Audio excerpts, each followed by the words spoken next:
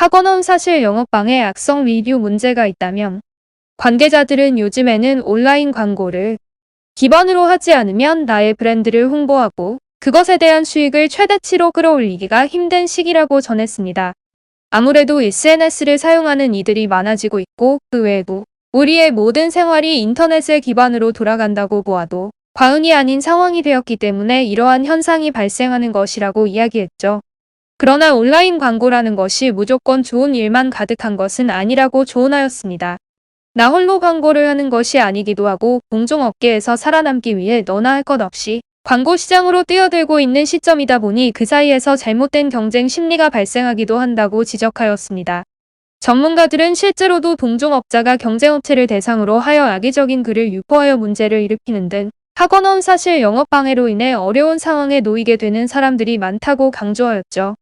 이런 문제는 꼭 동종업계 종사자들 사이에서만 이뤄지는 것은 아니라고도 조언했습니다. 상황에 따라 업체 내부에서 반발심을 가지고 악의적인 리뷰를 남겨 문제를 일으키는 경우도 많다고 설명하였는데요. 자신이 고용했던 학원 선생님들이 내부 운영 방침이나 근로소득 지급 과정에 있어 불만을 가지고 영업 방해 행위를 하기도 한다고 언급했죠. 실제로 저희를 찾아와 도움을 요청하셨던 의뢰인 김 씨의 경우도 이와 같은 케이스 중 하나라고 설명하였습니다. 지금부터 살펴볼 사례의 김 씨는 자신의 밑에서 일을 하고 있던 학원 선생님 이 씨의 악의적인 글로 하여금 손해를 입고 그에 따라 손해배상 청구 절차를 알아보는 상황이라고 전했습니다. 학원원 사실 영업방해에 대해 문의를 하러 오셨던 김 씨는 AL 측 담당 변호사가 보기에도 많이 지치고 힘들어 보이는 기색이 역력하였다고 합니다. 그도 그럴 것이 다른 사람도 아닌 믿었던 동료가 자신을 배신한 일이 크나큰 고통으로 다가왔기 때문이라고 전했는데요. 김 씨의 사연은 이렇다고 하는데요. 김 씨는 현재 유명한 학원과 학군에서 나름 인지도가 있는 영어학원을 운영하는 원장이라고 하였습니다. 그리고 그 학원은 처음부터 대성을 했던 것은 아니었다고 했는데요. 처음에는 맨땅에 헤딩이라는 표현이 절로 생각날 정도로 힘든 시기를 지내왔는데 이 시기에 전단지를 같이 뿌리고 원생 유치를 위해 노력을 한 것이 바로 강사였던 이 씨였다고 하였습니다. 그렇기에 그런 이 씨가 학원원 사실 영업방해를 했다는 사실은 크나큰 충격으로 다가올 수밖에 없었다고 했죠.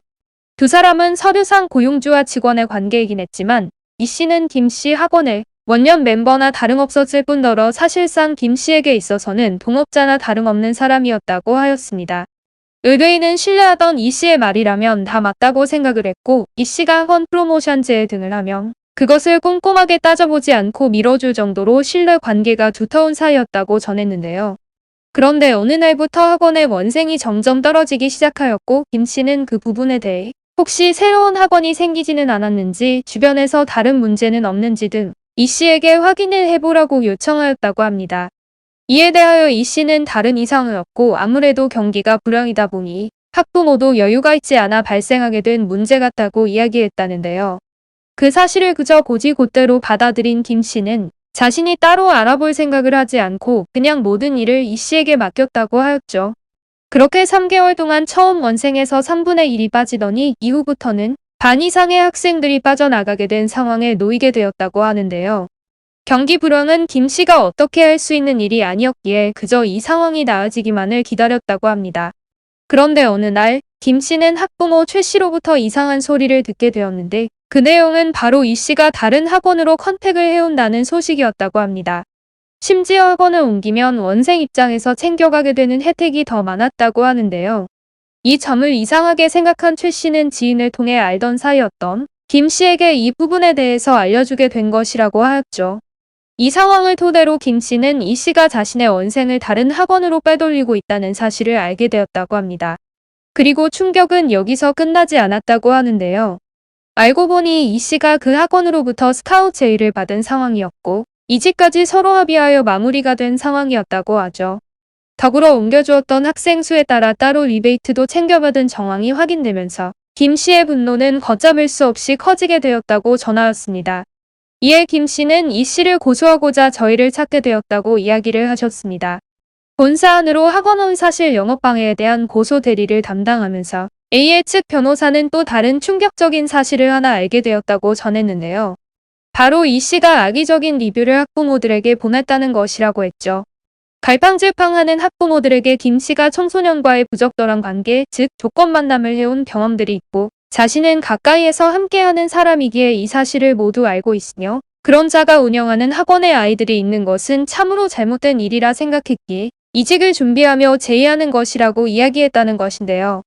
AL 변호사는 해당 문제의 심각성과 김 씨의 명예훼손, 학원 운영의 존폐에 심각한 문제가 있음을 눈치채고 바로잡기 위한 고소를 빠르게 진행했다고 말하였습니다.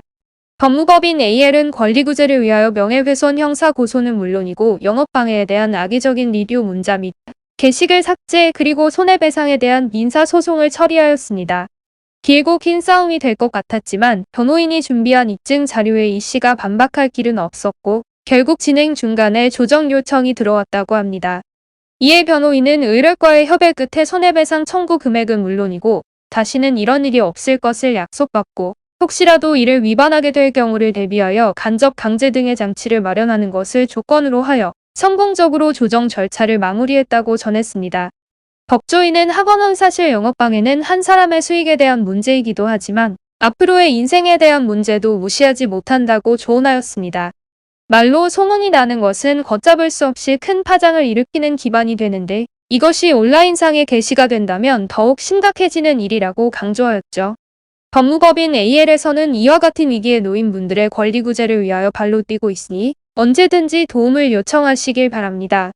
상단의 이미지를 통하여 즉시 상담이 가능하오니 참고하시길 바라겠습니다.